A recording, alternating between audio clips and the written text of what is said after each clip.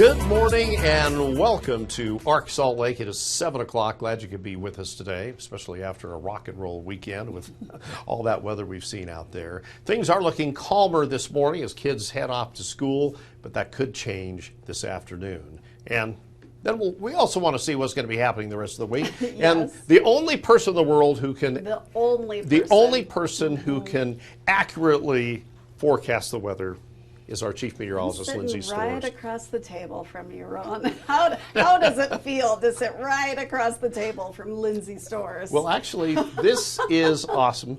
Love to talk about the weather with you. Yes. First of all, let's talk about the weekend. Wasn't that incredible? Yeah. We had so many strong to severe thunderstorms. I think we've got some video from this weekend. So much lightning, strong to severe thunderstorms. The biggest thing that we saw from these thunderstorms over the weekend, very gusty winds. We had some wind gusts, 60 to 70 miles per hour. We had tree damage in Ogden and Cache Valley and some other locations across northern Utah. We also got quite a bit of hail in some areas. In Box Elder County, mainly rural areas of Box Elder County, we had some pretty large hailstones, some dime to nickel size hail. Thankfully, as it got into more populated areas, Didn't do all that much damage. Right, the hail wasn't that big of a deal anymore. We got some small hail, but the winds were the big thing, and that's where we saw a lot of the tree damage that we saw this weekend. Just pretty incredible.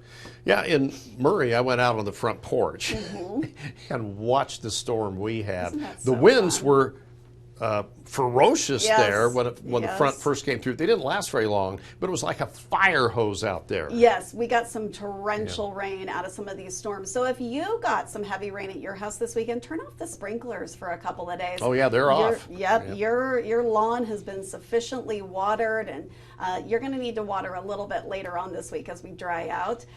So save that water for later on in the week. Your lawn is fine now if you got one of those good storms this past weekend. Okay, sounds like we have another day of pretty active weather today. Yes, yeah, I've got a graphic pulled up here, so hopefully we can pull it up on one of these monitors in the back. But we do have a marginal risk for strong to severe thunderstorms today. Now, this is mainly in northeastern Nevada, northern Utah, and southwestern Wyoming, as you can see. There's a chance of thunderstorms across the entire state, but it's really across our northern viewing area where we have the greatest risk for, once again, really gusty winds. I think that we could see a repeat where some thunderstorms could produce 50 to 70 mile per hour winds for a brief time. Some small hail is possible today, and that heavy rainfall once again. And what about temperatures? Usually during monsoon, they're a little more moderate instead of the real hot. Yeah, it's a lot harder to heat up an atmosphere that's got a lot of moisture in it. So we're a little bit above normal today and tomorrow. I pulled this graphic up. Oh, this is our rain chances. I'll show you the temperature. Let's go to the temperatures right now. So we're in the low 90s for today and tomorrow. That's just a little bit above normal. As we dry out later this week, that's when our temperatures are going to go up. So we'll be just a few degrees warmer. We'll be in the mid 90s at that point. So not the triple digits like we've had a little bit of recently, but they will tick up as our atmosphere starts to dry out. And we're approaching September. When do the temperatures start? During the month dropping? Of September, our normal high temperature really does begin to drop quite a bit. I believe it drops 10 plus degrees during the month of September, from September 1 to September 30th. So we are going to see those normal high temperatures starting to come down. So if you're hoping for some cooler weather, September is your month for that. Well, I think most of us are looking forward to that. Yes, yeah. And this is one of those Ron Bird kind of questions that don't necessarily make any sense. But Okay. I can't wait to hear what this is going to be. Well, it's really not that difficult. But when we have a lot of monsoon moisture, a lot of storms and stuff during the summer, can that be a signal maybe that things are going to be better during the winter? I know we've been talking about El Nino. Yeah, so not necessarily. There's not a direct correlation between a really active monsoon season and an active winter. I wish there was, because we have had a very active monsoon season, but they're really those weather patterns are caused by very different things. So the monsoon pattern is caused by that ridge of high pressure setting up near the Four Corners area. That's what pumps that tropical moisture into the state.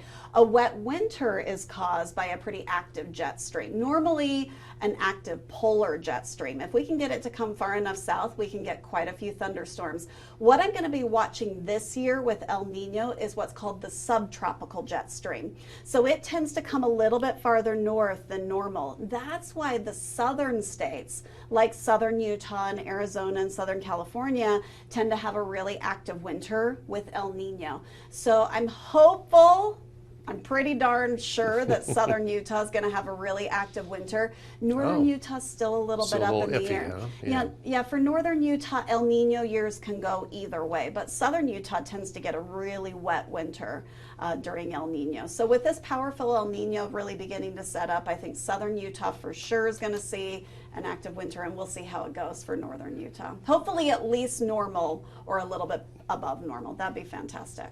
Okay, and going back to monsoon, it didn't seem like we had a big monsoon season last year, did we? No, it wasn't as active last year as it was this year, or as it has been. We're still in monsoon season.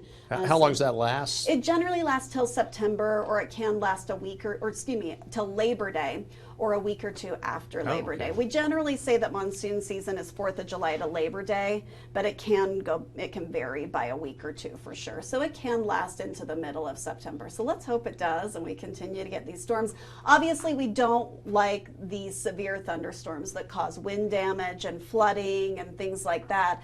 But man, we need all the precipitation that we can get. We'll soak it all in, whatever we can get. Yeah, we've definitely had it good, but still starting fires though. Yeah, with the wind and lightning. Yeah, right, that's the double-edged sword with monsoon storms, is they give us this rain, which we desperately need, but they do also produce the lightning. That can cause new fires to start. The gusty winds from these thunderstorms can cause fires to move really quickly. So it is kind of a double-edged sword. There's good and bad that comes with monsoon season. So is monsoon your most exciting time as a meteorologist, or winter storms? Well, they're both exciting. Monsoon thunderstorms, this time of year is when we're most likely to get strong to severe thunderstorms.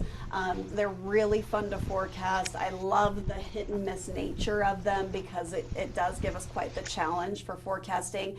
But winter storms are fantastic as well, just a different type of challenge with forecasting and forecasting which areas are going to get hit the hardest with snow and how much snow we'll get. And of course, having the lake really plays into your forecast of a winter storm as well, with that lake effect that can always happen. So yeah, they're both exciting. They're both fun to forecast, just in different ways. And speaking of the lake, I just had a question about that. It's diminished. Yes. Has that impacted our snow as well? I suppose it has. Absolutely. You need to have a significantly sized lake in order to get lake effect snow. So as it shrinks, the amount of lake effect snow and our chance for getting lake effect snow is also going to go down. And lake effect snow can account for 10 to 15% of our snowfall each year, depending on the year. So if we lose the lake, which hopefully we don't, hopefully we can save it, but if we lose that and we lose that lake effect snow, that will drastically change the amount of snow that we get each year. So the lake is crucial. Yes, absolutely. And just to recap, to let everybody know, after today, the big thunderstorms are out of the picture for a while. Well, I think we'll still get a few tomorrow. We do start to pull in the drier air tomorrow, but I think we'll have enough moisture in place to still see another round of thunderstorms, just not as many tomorrow as we'll see today. And then I think by Wednesday, most places around the state should be dry. All right, awesome. Now, can you predict football game outcomes as good as you do weather? Because we got the football season coming up. Okay, so I'm going to forecast for BYU, since we're both BYU fans. I'm going to forecast a 10-2 season. How about that? We'll see how. That sounds about right. We'll see. I would agree with that. We'll see how close I am. All right. Lindsay, it's great talking to you. Yes, as always, fun. On camera and off camera. Right. So. We have a great time together. All right. Well, thanks for being here with us on ARC.